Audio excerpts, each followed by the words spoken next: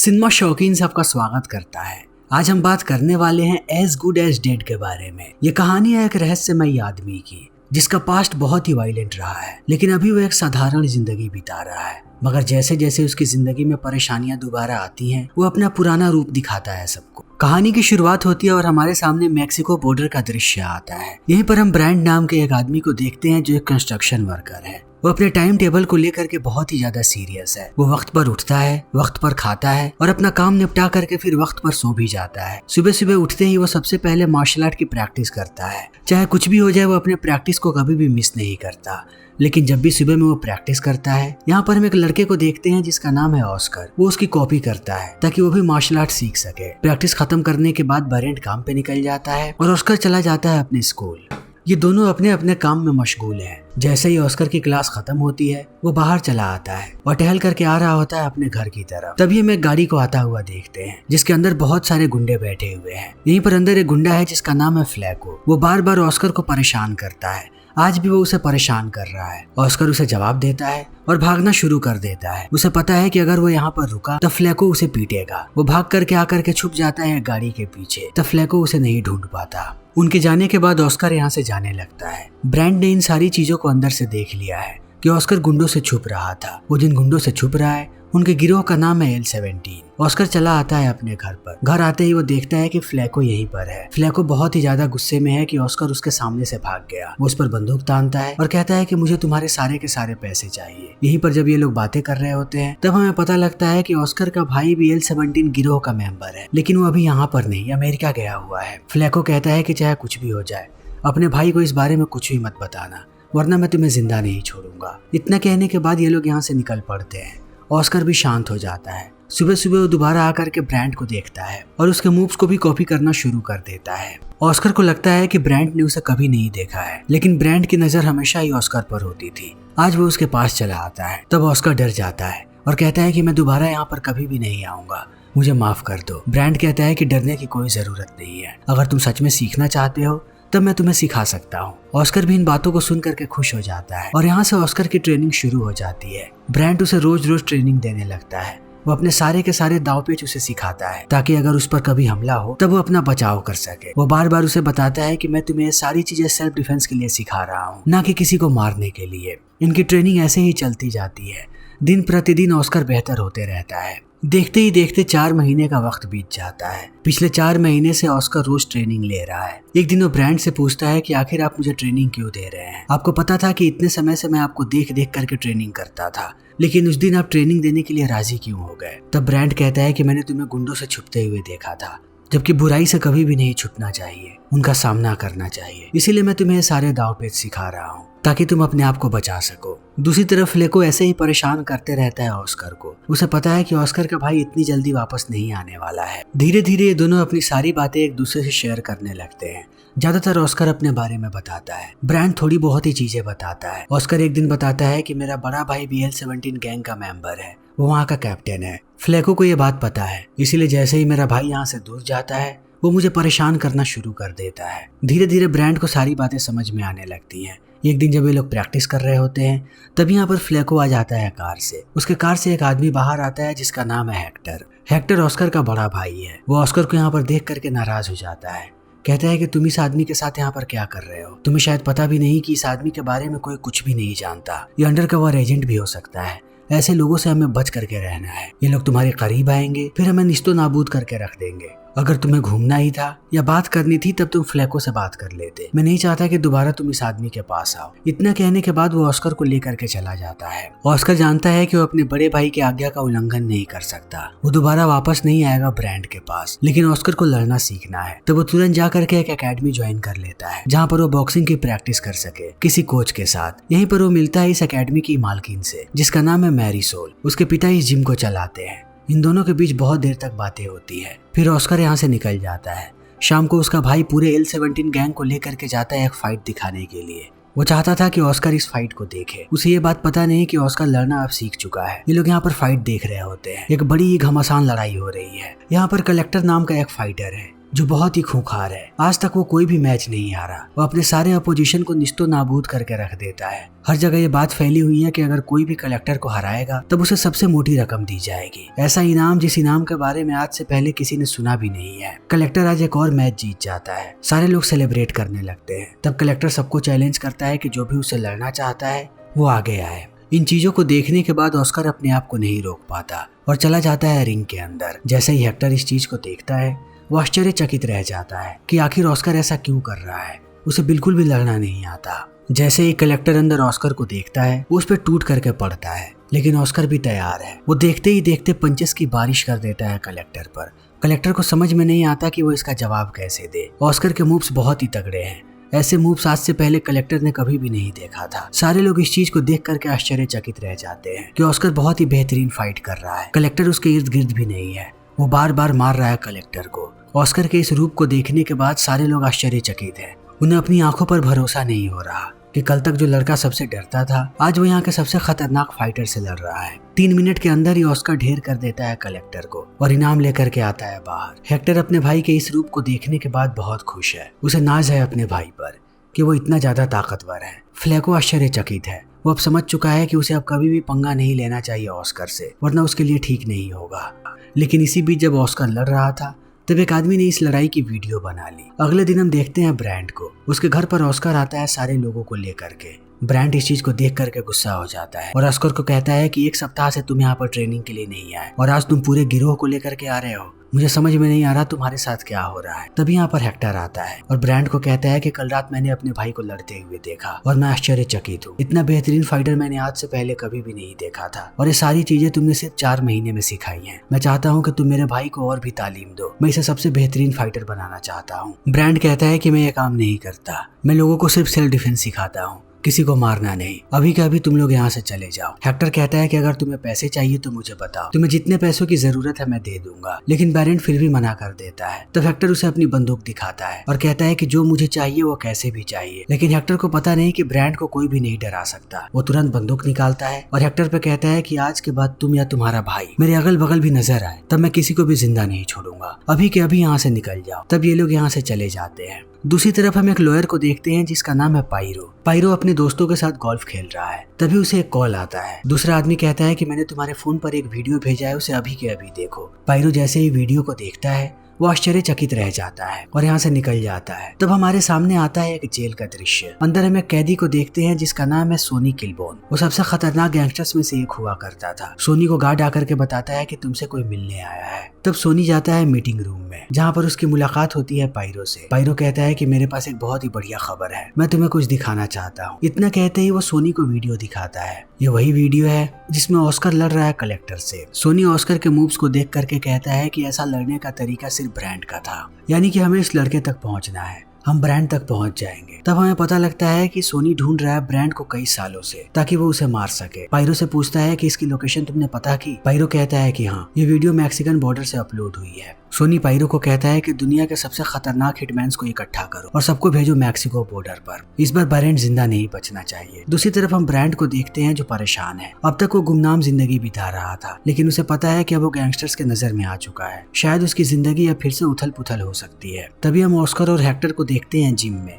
Oscar Marisol से बात कर रहा है। तभी यहाँ पर 2 जुड़वा भाई आते हैं जिनका नाम है इवान और वलाद। वो ऑस्कर से कहते हैं कि हम बॉक्सिंग प्रोमोटर हैं, हमने तुम्हारे फाइट को देखा है, हम चाहते हैं कि तुम हमारे लिए फाइट करो, तुम्हें नाम रुतबा हर चीज मिलेगा। ऑस्कर भी खुश हो जाता है। तभी इवान पूछता है कि हम तुम्हारे टीचर के बारे में जानना चाहते हैं, क्या वो ब्रांड था? इतना कहने के बाद वो लोग ब्रांड की तस्वीर दिखाते हैं। हेक्टर समझ जाता है कि दाल में कुछ काला है। वो इन दोनों को कहता है कि हमें तुम्हारे साथ फाइट नहीं करनी और मैं इस आदमी को भी नहीं जानता, अभी के अभी इस जिम से बाहर चले जाओ। तब वो दोनों बाहर चले जाते हैं। हेक्टर ऑस्कर को कहता है कि ये लोग यहाँ पर तुम्हारे लिए नहीं बल्कि बैरेंट के लिए आए थे। ये लोग बॉक्सिंग प्रोमोटर्स भी नहीं है, इनकी शक्ल देख करके लग रहा है कि ये लोग हिटमैन है। तब ऑस्कर कहता है कि शायद ब्रांड की जान खतरे में है, हमें उसे आगाह करना चाहिए। तब शुरू में हेक्टर नहीं मानता, लेकिन थोड़ी देर के बाद ऑस्कर उसे मना लेता है। जब मैरिसोल इन बातों को सुनती है तब कहती है कि मैं भी तुम लोगों के साथ चलूंगी। ये लोग चले आते हैं ब्रांड के घर पर हेक्टर अभी भी कार के अंदर बैठा है। तब मैरीसोल और ऑस्कर आते हैं यहाँ पर ब्रांड के पास। ऑस्कर ब्रांड को कहता है कि 2 लोग आए थे मेरे पास, उनका कहना था कि वो बॉक्सिंग प्रोमोटर्स हैं, लेकिन वो लोग बॉक्सिंग प्रोमोटर्स नहीं थे, वो यहाँ पर आपको ढूंढ रहे थे, उनके पास आपकी तस्वीर भी है। ब्रांड कहता है कि वो दोनों कैसे दिखते हैं। ऑस्कर उनका पूरा हुलिया बताता है कि वो दोनों ट्विंस थे। ब्रांड कहता है कि मैं उन्हें जानता हूँ, वो दोनों भाई अमेरिका के सबसे खतरनाक हिटमैन्स में से एक है।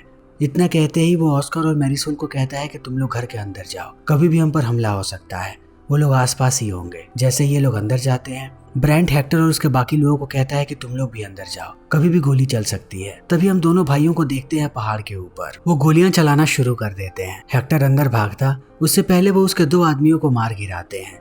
अब चारों तरफ से यहाँ पर गोलियां चल रही हैं, मगर सारे लोग अंदर आ चुके हैं। हेक्टर अभी भी जिंदा है। ब्रांड सारी जगह पर नजर रख रहा है। हेक्टर बहुत परेशान है और वो ब्रांड को कहता है कि आखिर तुम कौन हो, अमेरिका के सबसे खतरनाक हिटमैन्स तुम्हारे पीछे क्यों लगे हैं, अभी के अभी पूरी सच्चाई बताओ, क्योंकि तुम्हारे साथ अब हमारा भी नाम जुड़ा हुआ है। तब ब्रांड सारी चीजें बताना शुरू करता है कि मैं पहले LAPD में था, उसके बाद मैंने DEA को ज्वाइन किया और पीछे लग गया सबसे खतरनाक माफिया के, जिसका नाम है सोनी, और जैसा डिपार्टमेंट चाहता था मैंने उसे पकड़ भी लिया और अब सोनी जेल में है, लेकिन उसके आदमी तब से मेरा पीछा कर रहे हैं। मैं उनसे भाग करके बहुत दूर आ गया था, किसी को भी पता नहीं था इस जगह के बारे में। कई सालों से मैं यहाँ पर शांति की जिंदगी बिता रहा था।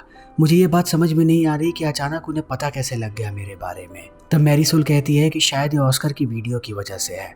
उसने जब फाइट किया तब किसी ने वीडियो को इंटरनेट पर डाल दिया और वो वीडियो वायरल हो गई। इन बातों को सुनने के बाद बैरेंट को बहुत गुस्सा आता है, लेकिन वो कहता है कि जो हो गया सो हो गया, अब हम उसे बदल नहीं सकते। दोनों जुड़वा भाइयों में से हम एक भाई को देखते हैं जिसके हाथ में गैसोलीन है। वो धीरे धीरे करके घर की तरफ आगे बढ़ रहा है ताकि पूरे घर को आग लगा दे। ब्रांड हेक्टर को कहता है कि 1 मिनट के बाद तुम उस कांच के पास जाना, तुम्हें कुछ भी नहीं होगा, वो कांच बुलेट प्रूफ है, लेकिन मुझे मौका मिल जाएगा बाहर जाने का। तब हेक्टर ऐसा ही करता है और बड़े ही चालाकी से ब्रांड बाहर आ जाता है। अब दूसरा जुड़वा भाई उसके निशाने पर है, एक ही झटके में वो उसका खात्मा कर देता है। तब हम देखते हैं पहले जुड़वा भाई को जो गैसोलीन लेकर के जा रहा है घर की तरफ। तभी उसके सामने बैरेंट आ जाता है और कहता है मैंने तुम्हारे भाई को मार दिया। इस बात को सुनते ही आदमी आग बबूला होकर के टूट पड़ता है बैरेंट पर। बैरेंट उसे पीटता है और नीचे गिरा देता है। फिर पूछता है कि मुझे बताओ तुम्हें यहाँ पर किसने भेजा है, जहाँ तक मुझे लगता है कि तुम सोनी के आदमी हो। लेकिन ये आदमी कुछ भी नहीं बताता। तब ब्रांड उसके ऊपर गैसोलीन गिराने लगता है और धमकी देता है कि अगर तुमने मुझे नहीं बताया तब मैं तुम्हें आग लगा दूंगा। लेकिन ये आदमी मौत से भी नहीं डरता, वो खुद अपने आप को आग लगा लेता है, लेकिन सोनी का नाम नहीं लेता। तब ब्रांड चला आता है अंदर और सबको कहता है कि हमें अभी के अभी यहाँ से निकलना पड़ेगा। अगर 2 लोग यहाँ पर आ चुके हैं तो बाकी भी आते होंगे, वो जब तक मुझे मार नहीं देता चुप नहीं बैठेगा। इतना कहते ही वो एक टनल का रास्ता खोलता है और ये लोग जाने लगते हैं। रास्ते में उससे हेक्टर पूछता है कि आखिर ये सोनी कौन है, उसकी पहुंच इतने दूर तक कैसे है। तब ब्रांड उसे कहता है कि एक जमाने में वो पुलिस चीफ हुआ करता था, वो दुनिया के सारे काले धंधे करता था, ह्यूमन ट्रैफिकिंग भी, उसके पास बेतदाद पैसा है। मैंने उसे जेल में डलवा दिया और उसे उम्र कैद की सजा हुई है, लेकिन वो कैसे भी मुझसे बदला लेना चाहता है। वो अपने पैसों को पानी की तरह बहाएगा मुझे मरवाने के लिए, इसीलिए अब हमें चौकन्ना रहना पड़ेगा। जब मैंने सोनी को जेल में डलवाया था तब उन लोगों ने मेरी पत्नी को किडनैप करके उसे टॉर्चर करना शुरू कर दिया। तब मैंने अपनी पत्नी को बचा लिया। तब मुझे एहसास हुआ कि वो लोग मेरी पत्नी का पीछा नहीं छोड़ेंगे। फिर हम दोनों ने एक प्लानिंग की। उसने मेरे ऊपर डोमेस्टिक वायलेंस का केस किया और डाइवोर्स ले लिया। तब जाकर के सोनी के लोगों ने उसका पीछा छोड़ा है और मैं यहाँ आकर के छुप गया। लेकिन दोबारा ये कहानी शुरू हो चुकी है। जब तक मैं अब सबको खत्म नहीं कर देता तब तक ये कहानी खत्म नहीं होगी। अब ये लोग टनल के आखिरी छोर पर आ चुके हैं। ब्रांड सबको कहता है कि तुम लोग यहाँ से चले जाओ, ये मेरी लड़ाई है, मैं नहीं चाहता कि तुम लोगों को चोट पहुंचे। तब वो लोग चले जाते हैं और बैरेंट वापस चला आता है अपने घर में। वो देखता है कि यहाँ पर चारों तरफ करप्ट पुलिस वाले भर चुके हैं, सबको सोनी ने यहाँ पर भेजा है। जैसे ही वो लोग दरवाजे पर आते हैं बैरेंट भी उन पर हमला करना शुरू कर देता है और वो हर तरफ लाशें बिछा देता है। अंत में सिर्फ 2 पुलिस वाले जिंदा बचते हैं जिन्हें बैरेंट जिंदा छोड़ देता है। देखते ही देखते सुबह हो जाती है। हेक्टर आता है बैरेंट को देखने के लिए। इस जगह को देख करके ऐसा लग रहा है कि यहाँ पर कभी कुछ हुआ ही नहीं है। बैरेंट ने सारे लाशों को ठिकाने लगा दिया है और वो भी गायब हो चुका है। हेक्टर वापस जाता है और ऑस्कर को कहता है कि मुझे लगता है बैरेंट अभी भी सुरक्षित है, वो यहाँ से कहीं दूर चला गया, अब हमें उसका पीछा छोड़ देना चाहिए। वो ऑस्कर को कहता है कि तुम जा करके ट्रेनिंग करो, जो गिफ्ट तुम्हें बैरेंट ने दिया है उसे बिल्कुल भी जाया मत करना, अपने आप को और ताकतवर बनाओ। फिर हेक्टर चला आता है L-17 के हेडक्वार्टर पर। अंदर आते ही वो देखता है कि यहाँ पर पुलिस वाले आ चुके हैं जो एक एक करके सबको मार रहे हैं। एक पुलिस वाला बंदूक तान देता है हेक्टर पर। यह वही पुलिस वाला है जिसे रात बैरेंट ने जिंदा छोड़ा था। इसका नाम है एलेक्स। एलेक्स हेक्टर को लेकर के जाता है यहाँ से दूर जंगल में और उसे पूछना शुरू कर देता है कि बैरेंट कहाँ पर है। हेक्टर कहता है कि मुझे नहीं पता, मैं उसका दोस्त नहीं हूँ, मैं गिन के उससे 2 बार मिला हूँ। लेकिन एलेक्स को इन बातों पर भरोसा नहीं होता।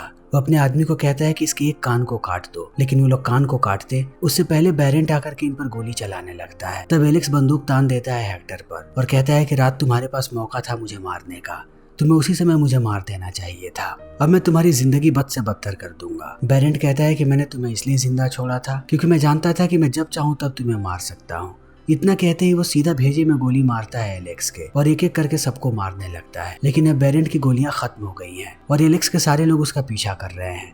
वो भाग करके जाता है यहाँ से दूर और उनसे तलवार छीन लेता है और एक एक करके सबका खात्मा कर देता है उनके ही तलवार से। वापस आकर के वो हेक्टर को लेकर के जाता है अपने घर की तरफ। तभी हम ऑस्कर और मैरिसोल को देखते हैं। ये लोग ब्रायन के घर को चेक करने आए हैं कि क्या वो अंदर है या सच में चला गया। तभी डीए वाले इन पर हमला कर देते हैं। ऑस्कर उनसे लड़ना शुरू कर देता है, लेकिन थोड़ी देर के बाद वो आदमी रुकता है और अपनी शक्ल दिखा करके कहता है कि मैं डीए एजेंट हूँ। मैं बैरन का जूनियर हुआ करता था। जिस तरीके से तुम लड़ रहे हो वैसे ही बैरन ने मुझे भी लड़ना सिखाया था। जैसे ही हमें पता लगा कि उस पर हमला हुआ है तब उसकी मदद के लिए हम यहाँ पर आ गए। मुझे बताओ कि बैरन अभी कहाँ पर है। ऑस्कर कहता है कि मुझे भी नहीं पता, मैं उसे ही ढूंढने के लिए यहाँ पर आया था। इन बातों को सुनते ही ये आदमी इन्हें लेकर के जाने लगता है। इस आदमी का नाम है इरिक। दूसरी तरफ हेक्टर और बैरन एक साथ है। हेक्टर बैरन को कहता है कि तुम इतने बड़े माफिया गैंग को कैसे खत्म करोगे। बैरन कहता है कि ये काम बहुत मुश्किल है, लेकिन मैं पहले भी इस काम को कर चुका हूँ। 12 साल तक मैंने उसका पीछा किया और 7 साल तक उसके गैंग में मैं एक माफिया बन करके काम करता रहा। तब जाकर के मैं उसे जेल तक पहुंचवा पाया।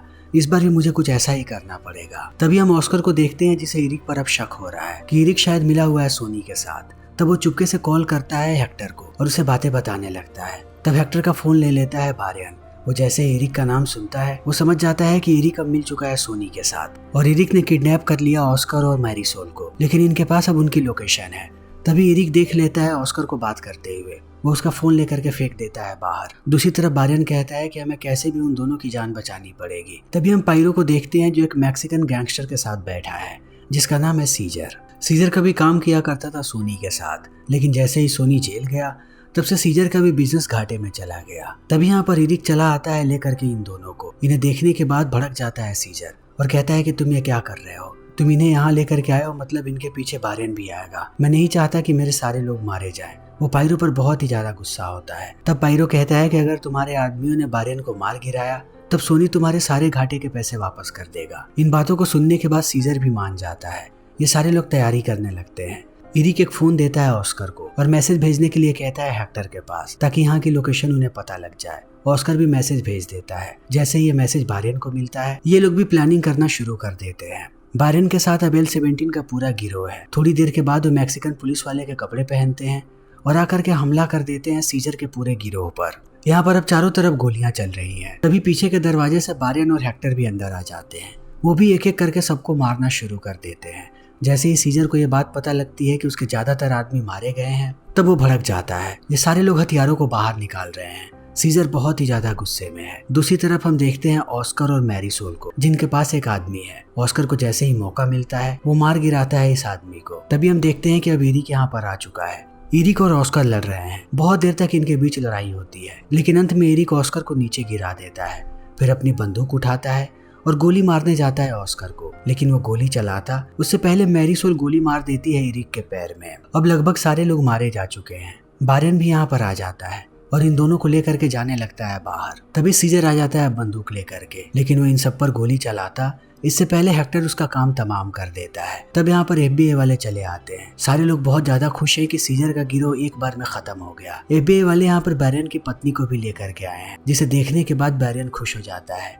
कई सालों के बाद वो अपनी पत्नी को देख रहा है। अब सब कुछ ठीक हो चुका है। तभी हम सोनी को देखते हैं जिसे कुछ पुलिस वाले एक जेल से दूसरे जेल में लेकर के जा रहे हैं, लेकिन जैसे ये लोग एक कमरे में पहुंचते हैं सोनी को पता लगता है कि ये सारे L-17 गैंग के मेंबर हैं और इन्हीं के बीच बैरन भी है। यानी बैरन आज उसे मार देगा ताकि ये लड़ाई हमेशा के लिए खत्म हो जाए। फिर इसी के साथ ये फिल्म यहीं पर खत्म हो जाती है। तो दोस्तों हमारी आज की ये वीडियो यहीं पर खत्म होती है। अगर आपको हमारी ये वीडियो पसंद आई हो तो इसे लाइक करें, शेयर करें और चैनल को सब्सक्राइब करें। Thank you.